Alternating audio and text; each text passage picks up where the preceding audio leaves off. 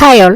ഇന്ന് വളരെ ഇമ്പോർട്ടൻ്റ് ആയിട്ടുള്ളൊരു വീഡിയോ ആയിട്ടാണ് ഞാൻ വന്നിരിക്കുന്നത്. ഇമ്പോർട്ടൻ്റ് എന്ന് വെച്ച് കഴിഞ്ഞാൽ മരണം വരെ സംഭവിക്കാം അശ്രദ്ധ കാരണം, അങ്ങനെ ഒരു കണ്ടീഷനെ കുറിച്ചാണ്. നിങ്ങളിൽ പലർക്കും അത് അവെയർ ആയിരിക്കില്ല. പല സാഹചര്യത്തിലും നിങ്ങൾ കള്ളം പറയുന്നൊരു കാര്യമാണ് ഞാനിവിടെ ഡിസ്കസ് ചെയ്യുന്നത്. സോ വീഡിയോ പൂർണ്ണമായിട്ടും കാണുവാൻ എല്ലാവരും ശ്രദ്ധിക്കണം.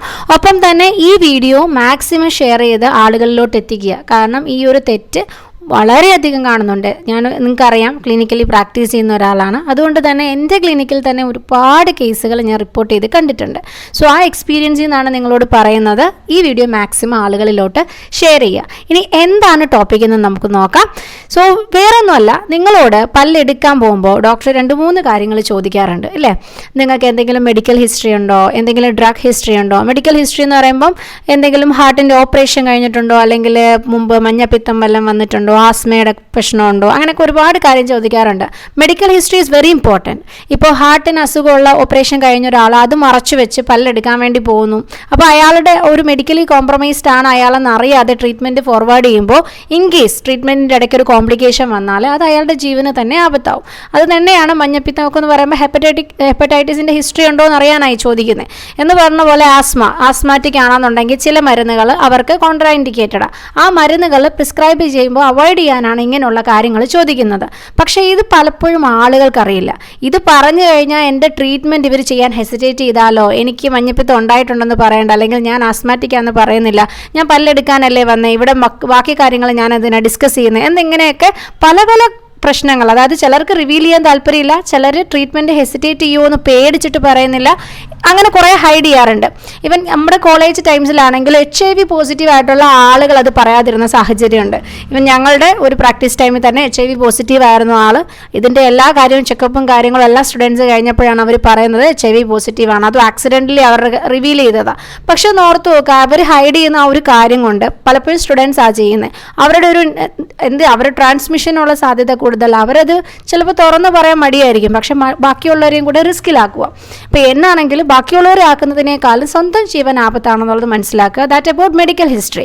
അത് നമുക്ക് ഇൻ ഡീറ്റെയിൽ നമുക്ക് വേറെ ഒരു വീഡിയോ ആയിട്ട് ചെയ്യാം. പക്ഷെ നമ്മുടെ ഇന്നത്തെ ഏറ്റവും ഇമ്പോർട്ടൻ്റ്, അതിനേക്കാളും ആളുകൾ നെഗ്ലക്റ്റ് ചെയ്യുന്ന വേറൊരു കാര്യമാണ് ഡ്രഗ് ഹിസ്റ്ററി. അതായത് ഒരുവിധം എല്ലാ ഡെന്റിസ്റ്റുമാരും അല്ലെങ്കിൽ ഏത് ഡോക്ടർമാരും നിങ്ങളോട് ചോദിക്കും drug history, you have any allergy, ഏതെങ്കിലും മരുന്നുകളോട് അലർജി ഉണ്ടോ? സ്ഥിരം ക്വസ്റ്റ്യനാണ്. അപ്പോൾ എല്ലാവരും പറയും എനിക്ക് പ്രത്യേകിച്ച് മരുന്നുകളോടൊന്നും അലർജി ഇല്ല. എവിടെ? അലർജി ഒന്നുമില്ല എന്നാണ് ഭൂരിഭാഗം എല്ലാവരും പറയാറുള്ളത് അല്ലേ? പക്ഷെ പലരും ചോദിക്കാറുണ്ട്, ഈ അസുഖങ്ങളെ പോലെ തന്നെ മരുന്നുകളുടെ കേസ് എന്തുകൊണ്ട് ഇത്ര ഇമ്പോർട്ടൻ്റ് ആവുന്നു? Suppose you have an allergic to Meftal. പലപ്പോഴും ആളുകൾക്ക് അറിയില്ല. അതുകൊണ്ടാണ് ഇപ്പോൾ ഞാൻ എൻ്റെ ഒരു ക്ലിനിക്കൽ എക്സ്പീരിയൻസ് തന്നെ നിങ്ങളോട് പറയാം. ഒരു BSc നേഴ്സിംഗ് പ്രാക്ടീസ് ചെയ്യുന്ന ആളാണ്, കുവൈത്തിൽ പ്രാക്ടീസ് ചെയ്യുന്ന ആളാണ്. വെക്കേഷന് വന്നപ്പോൾ ജസ്റ്റ് ഒരു ഫ്ലാപ്പ് സർജറിക്ക് വേണ്ടി വന്നു. അപ്പോൾ ഫ്ലാപ്പ് സർജറി കഴിഞ്ഞു. അപ്പോൾ നമ്മുടെ സ്പെഷ്യലിസ്റ്റ് മെഫ്താൽ എഴുതി അതിൻ്റെ കൂട്ടത്തിൽ, മറ്റ് മെഡിസിൻ്റെ കൂട്ടത്തിൽ. അപ്പോൾ ഇയാളോട് ചോദിച്ചു, ഞാൻ ഹിസ്റ്ററിയൊക്കെ എടുത്തതാണ്, ഡ്രഗ് അലർജി ഉണ്ടോ? അപ്പോൾ ഓൾറെഡി മെഡിക്കൽ ഫീൽഡാണ്. പുള്ളി പറഞ്ഞില്ല, എനിക്ക് പ്രത്യേകിച്ച് ഡ്രഗ് അലർജി ഒന്നുമില്ല ഡോക്ടറെ.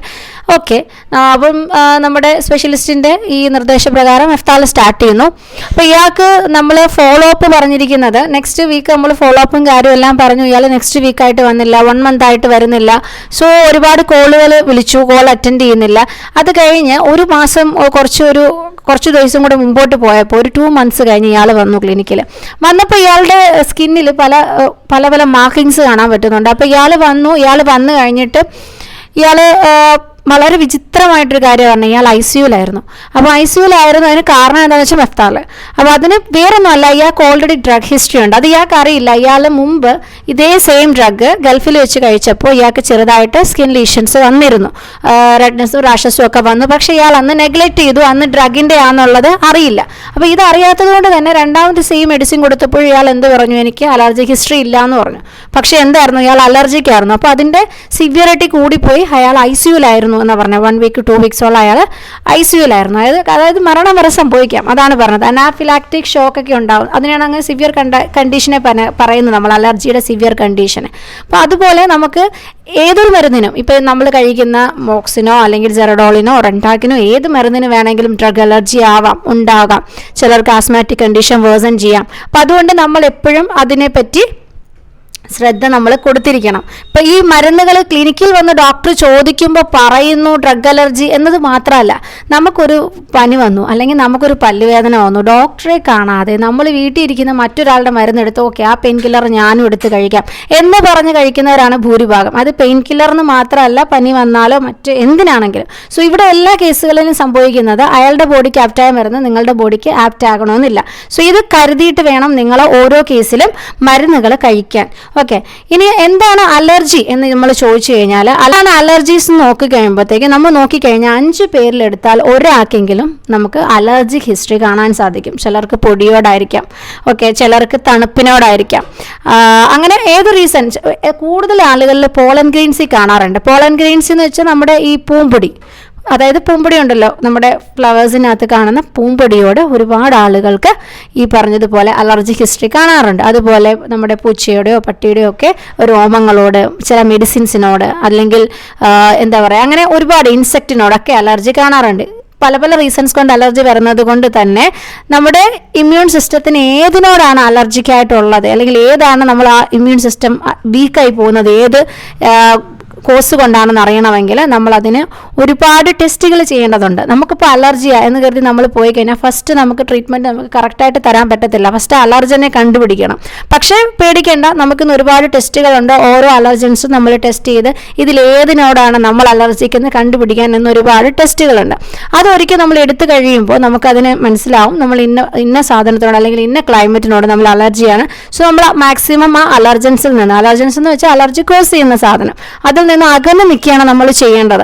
അല്ലാതെ ഓക്കെ ഞാൻ അലർജിക് ടു കോൾഡ് ആണ് പക്ഷേ എനിക്ക് ഹിമാലയത്തിലാണ് പോകേണ്ടത് എന്ന് കരുതി നമ്മൾ ഓക്കെ അങ്ങനെ ഒരു റിസ്ക് എടുക്കാൻ നിൽക്കരുത്. ഓക്കെ, ആസ്മാറ്റിക് ആയിട്ടുള്ളവരും പോകുന്നുണ്ട്, ഓക്കെയാണ്. പക്ഷേ ഏത് സിറ്റുവേഷനിലാണ് നിങ്ങളുടെ അലർജി അതിൻ്റെ പീക്കിൽ വരുന്നത്, എപ്പോഴാണ് നിങ്ങൾക്കൊരു അനാഫിലാറ്റിക് ഷോക്ക് വരുന്നതെന്ന് നമുക്ക് പറയാൻ പറ്റില്ല.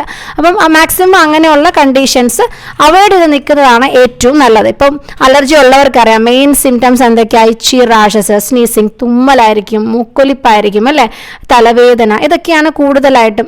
സൈനസ് ഉള്ളവരാണെങ്കിൽ സൈനസൈറ്റിസ് വരുമ്പോൾ എന്താണ് ഒരു ഹെവിനെസ് ഓഫ് ദി ഹെഡ്, ഇങ്ങനെയൊക്കെ കാര്യങ്ങളാണ് എന്ത് വരിക കൂടുതലും ഈ അലർജി ഉള്ളവരെ. അപ്പോൾ നമ്മൾ ഈ മിക്കവാറും അലർജി അല്ലെങ്കിൽ രാവിലെ തൊട്ട് വൈകിട്ട് വരെ തുമ്മല എന്ന് പറയുമ്പോൾ അവരെ കളിയാക്കാറുണ്ട്. പക്ഷെ അങ്ങനെയല്ല, അലർജി അങ്ങനെ നിസ്സാരമായിട്ടൊരു കണ്ടീഷൻ നമുക്ക് പറയാൻ പറ്റില്ല. കാരണം പലപ്പോഴും ഇതുപോലെയുള്ള അലർജീസ് അതിൻ്റെ ഏതെങ്കിലും ഒരു സമയത്ത് പെട്ടെന്നൊരു അനാഫിലാറ്റിക് അറ്റാക്ക് വന്നാൽ അതൊരു സിവിയർ ആയിട്ടുള്ള ഒരു പ്രോബ്ലം ആയിട്ട് പോകും. സോ അതുകൊണ്ട് നമ്മൾ നെഗ്ലക്ട് ചെയ്യാൻ പാടില്ല. ബാക്കിയുള്ളവരെ കളിയാക്കേണ്ടതുമായിട്ടുള്ള ഒന്നല്ല അലർജി. പ്രോപ്പറായിട്ടുള്ള ട്രീറ്റ്മെൻറ്റും പ്രോപ്പറായിട്ടൊരു കെയറും ആവശ്യമാണ്. ഇപ്പം ബാക്കിയുള്ളവരെക്കാളും നമ്മൾ ആ ഉള്ള അലർജിക്കായിട്ടുള്ള ആളുകൾ വേണം കൂടുതൽ കെയർ എടുക്കാൻ. ഇപ്പം ബാക്കി അലർജിക്കാളും നമുക്ക് ഇമ്പോർട്ടൻറ്റ് ഞാനിപ്പോൾ പറഞ്ഞത് ഡ്രഗ് അലർജിയാണ്. So never neglect the history. നമ്മൾ ഒരിക്കലും ആ ഡ്രഗ് അലർജി അങ്ങനെ ഉണ്ടെന്നുണ്ടെങ്കിൽ അത് ഡോക്ടറോട് റിവീൽ ചെയ്യാൻ മടിക്കരുത്. ആ മരുന്നുകൾ അവോയ്ഡ് ചെയ്ത് നിർത്തണം. അതുപോലെ തന്നെ ബാക്കി മെഡിക്കൽ ഹിസ്റ്ററിയും ഡോക്ടറോട് ഷെയർ ചെയ്യാൻ മടിക്കരുത്. നിങ്ങളുടെ ഹെൽത്ത് നിങ്ങളുടെ മാത്രം ഉത്തരവാദിത്തമാണ്. ഓക്കെ, അപ്പോൾ നിങ്ങൾ കൊടുക്കുന്ന ഹിസ്റ്ററിയിൽ നിന്ന് മാത്രമേ ഡോക്ടർക്ക് അതിനാവശ്യമായിട്ടുള്ള ഒരു മെഡിസിൻസോ കാര്യങ്ങളോ എഴുതാൻ പറ്റുള്ളൂ. സോ വീഡിയോ എല്ലാവർക്കും ഉപയോഗപ്പെട്ടു എന്ന് തന്നെ കരുതുന്നു. വേറെ എന്തെങ്കിലും കാര്യം നിങ്ങൾക്ക് അലർജിയെ സംബന്ധിച്ച് അറിയണമെന്നുണ്ടെങ്കിൽ താഴെ കമൻസിലൂടെ അറിയിക്കുക. അതനുസരിച്ച് വീഡിയോസ് അപ്ലോഡ് ചെയ്യുന്നതായിരിക്കും. വീണ്ടും മറ്റൊരു വീഡിയോയിലൂടെ കാണും വരെ ബൈ.